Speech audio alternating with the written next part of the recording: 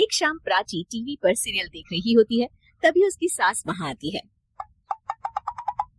अरे सीरियल में तो ऐसे मग्न है जैसे आज रात का खाना पड़ोसी आकर बनाएंगे। मुझे पता ही नहीं था आपने अपने बेटे की शादी पड़ोस में भी की हुई है। हैं? मतलब? मतलब इस घर में सारा काम बहू ही करती है, आप तो सिर्फ खर्राटे मारती हैं।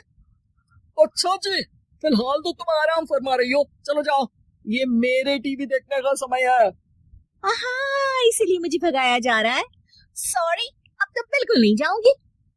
प्राची की इस बात पर दोनों सास बहू के बीच टीवी रिमोट के पीछे बच्चों जैसे छीना झपटी शुरू हो जाती है, जिसके बीच श्लोक भी काम से घर वापस आ जाता है।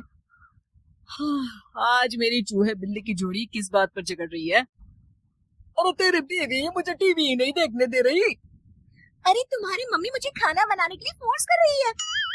अरे वाह, ऐसे बेतुके रीजन पर तो बच्चे भी झगड़ा नहीं करते। अरे मुझे कुछ मत बोल, सब इसने ही शुरू किया है।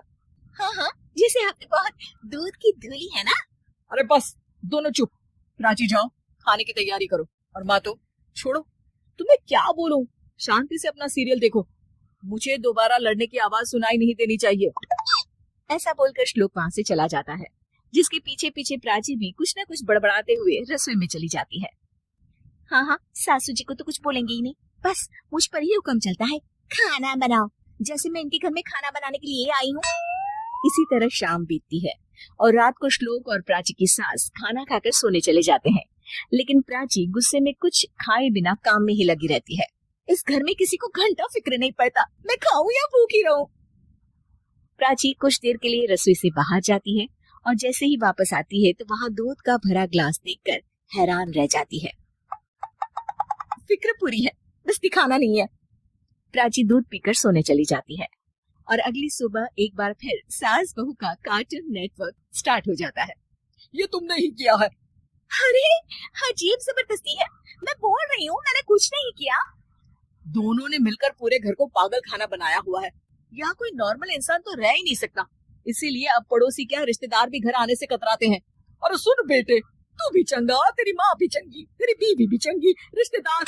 हाँ जी, आपको नहीं पता क्या, गंगाधर ही शक्तिमान है, रिश्तेदार ही। हाँ, बस समझ गया।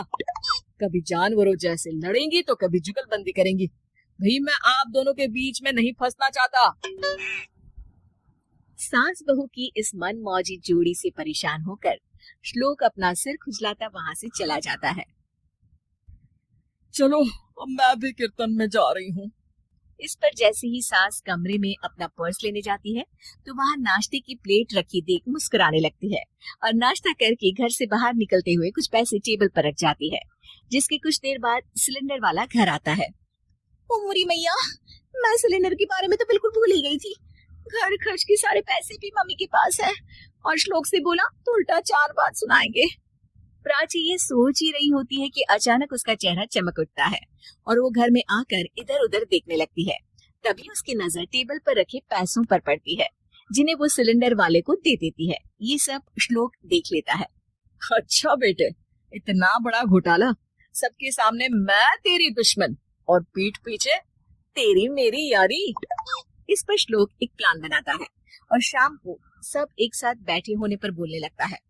माँ, तुम दोनों की बहुत लड़ाई होती है, इसलिए मैं सोच रहा हूँ कि प्राची को उसके घर छोड़ाऊं, इससे वो भी खुश रहेगी और तुम भी।